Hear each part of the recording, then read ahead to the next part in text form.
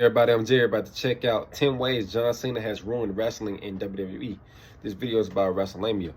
John Cena has openly said, ever since he turned heel at Elimination Chamber earlier this year, that he was going to ruin wrestling. And he has just done just about everything he can to ruin professional wrestling. Have his WrestleMania 42 match against Cody sucked. His promos has been nothing but him putting his aggression that the crowd has put on him for years, he putting it back onto them. So we about to hop into this video and see what other ways John Cena has ruined wrestling in WWE. Let's go. John Cena has ruined pro wrestling in WWE. Be sure to subscribe and hit that notification bell for daily wrestling videos and follow us on Facebook. Number 10, the same promos. The idea of a heel John Cena cutting a promo was a fascinating idea following the initial heel turn. Cena hadn't cut a heel promo since 2003, and with Cena gradually becoming one of the best talkers of all time, fans hoped that Cena would deliver some of his finest work in the promo department. Whilst elements of Cena's early promos were strong, soon enough, the material became extremely repetitive. When he began putting on a cartoonish voice, fans quickly lost interest. One of the key issues with Cena's promo work is that the motivation for the heel turn still makes zero sense. Cena sided with The Rock, then decided to awkwardly never mention him in any capacity again.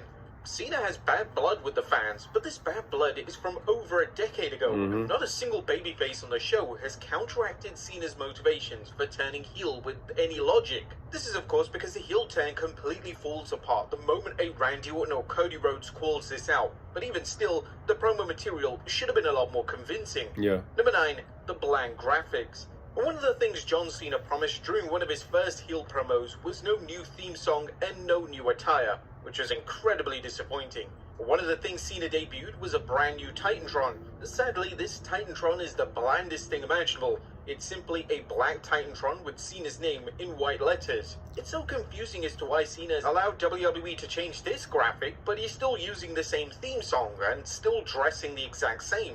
If Cena really wanted to go all in on ruining wrestling, then surely it would have made sense to come out with either no music or music that fans absolutely loathed. It's just laziness on WWE's part, as integral parts of Cena's heel presentation could have been executed so well, but it's just so underwhelming. Number 8, mixed messages. The fans collectively wondered how John Cena's merchandise would operate when he was a heel. Sometimes when wrestlers turn heel, they have no merchandise at all. In fact, in 2008, when Chris Jericho took on the position as a top heel in WWE, he outright insisted that he didn't want any merchandise being sold.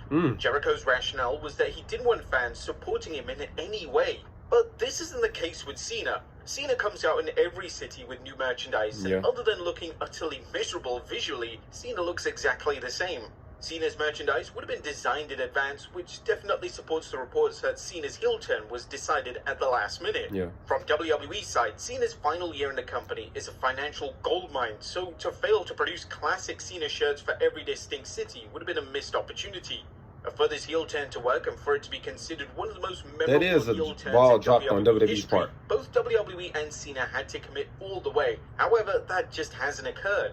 Number 7, the same thing over and over. There were rumors that Randy Orton would end up being John Cena's final opponent. However, due to Backlash 2025 being in St. Louis, WWE decided to book the final showdown between the two to headline the PLE. Due to the lore and continuity between the two men, there was a huge opportunity to settle the feud with intense promo exchanges, yet WWE didn't remotely bother. Cena's heel promos were the same one-note tone they'd been since March, and all of the segments between the two saw Cena get laid out by an RKO every time. Again and again and again and again. Fans called out these segments for being generic and repetitive, and some would even say that WWE became creatively bankrupt.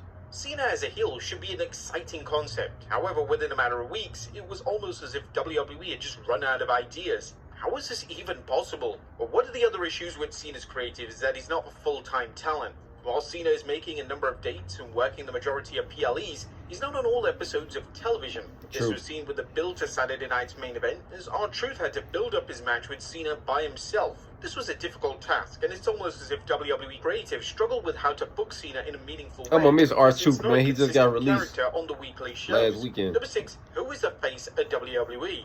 WWE decided to put the title on John Cena as a heel was a very risky move. The reason this was risky was that they had Cody Man, I Rhodes love as the that damn champion Undisputed and the face of the Championship company. still to The this product day. was truly thriving. Rhodes was a full-time talent and he was everywhere for WWE. He was a poster boy for the brand, and there's no denying the American Nightmare's drawing power. Following WrestleMania 41, Rhodes would take a leave of absence from WWE, and this left WWE in a state of limbo. They had no top babyface to carry the product, and whilst names such as Randy Orton and CM Punk were present on television, WWE were crucially missing the captain of the show, and the product suffered as a result.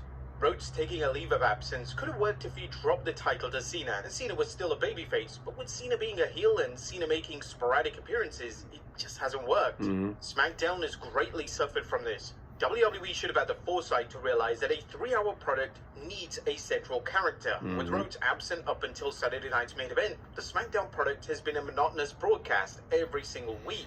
Number 5, Fiend.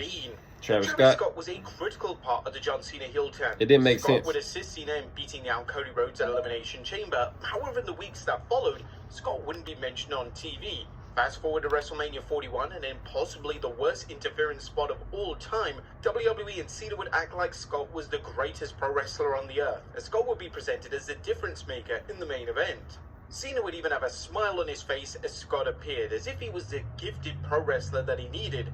Where the hell has this relationship come from? And why is WWE presenting Scott to be such a They big never deal? even explained why he was out there. WWE and Cena's heel turn that is vastly underdeveloped. Cena has now sided with Logan Paul on television, and this version of Cena being friends with celebrities could make sense if they played into Cena's Hollywood career, but they just haven't even bothered. WCW liked to use celebrities with Hulk Hogan during the peak of the NWO, but most of the time it was actively explained to the audience what was going on. WWE just doesn't care. As long as they create a buzz and receive social media impressions, that's all that's going to matter to them. Number 4, the Pat McAfee appearance.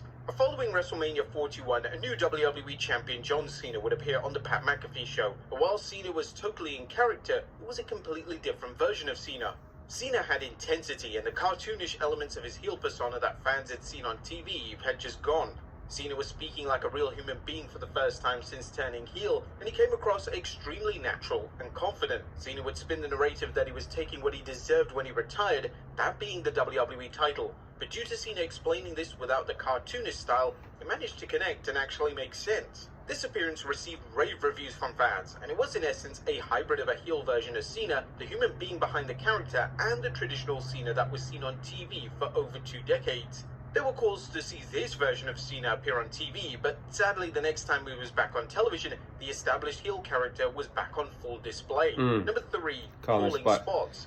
He always did calling that. spots isn't anything new. Cena has made a career out of calling spots in matches, and whilst calling spots is common in the majority of wrestling matches, Cena had a habit of screaming spots out loud for the entire world to hear. Cena's habit hasn't exactly gone away during his final run in wrestling, and most of his matches in 2025 have featured substantial spot calling. Matches against Cody Rhodes and Randy Orton were called out because of Cena breaking the illusion of pro wrestling, and unfortunately, this was just part of a way Cena performs and unlikely to ever change. In fact, it's one of the best ways in showing how he's ruined wrestling. Number 2, not staying in character. For Cena's heel character to work, he needed to commit fully to kayfabe. Sadly, this hasn't occurred, as outside of WWE, Cena is still taking part in meet and greets. He's still the same old Cena. There's an element of inauthenticity when it comes to the fictional character. Perhaps this is why the character isn't fully connecting. Cena's appearances on shows with the WWE realm, such as Stephanie's Places, are all delivered out of character, and make fans wonder what the point of the heel character is even supposed to be. Imagine a world where Cena turned heel and outright refused to engage with fans, and he kept the villainous persona going on in his personal life and wider media appearances. He personally wouldn't be able to do that, for a heel to stay in my opinion. 24/7. Yet when a heel turn is as significant as this, you would assume that WWE and Cena would take all the necessary steps to make it work. And number 1, ruin wrestling. The WWE champion would claim that he plans on ruining wrestling. Cena hasn't exactly explained on what this meant, but a lot of the diehard Cena fans are using this as justification whenever Cena has a dud of a segment or a match. A heel trying to ruin the pro wrestling industry could be an exciting concept, yet this has been such a badly executed idea and has quickly fallen apart. Cena's heel run is quite frankly boring and stale. Cena's feuds with Rhodes, Orton, and R-Truth haven't exactly resulted in... That's on WWE's part because they don't have any strong heels right now. Such a major opportunity or strong baby faces outside of Cody and calls from fans on social media for Cena to Randy. turn back into his babyface persona, and this is no doubt on the horizon. I feel like before the end of the year he'll be back babyface. So easy to execute. Probably around idea the man that carried WWE for 2 maybe decades, September, turning his back on October, something like that. Close to the end of the year. It should be everything other than boring and dull. When WWE initially booked the turn to go down, they should have had a long-term plan on how to make it as exciting as possible. My prediction is by the time Survivor Series comes around, he'll be back babyface. With that being said, the first few months of the run have been such a colossal failure that it may just be easier for everyone to revert Cena back to his babyface persona. Yeah. But there you have it, folks. 10 ways John Cena has ruined pro wrestling in WWE. What have you thought? Alright, y'all, great video, man. Let me know down below in the comments on what you want me to react to next and what y'all thought of my reaction to this video. Like, comment, subscribe. Until next time, I'm out. Peace.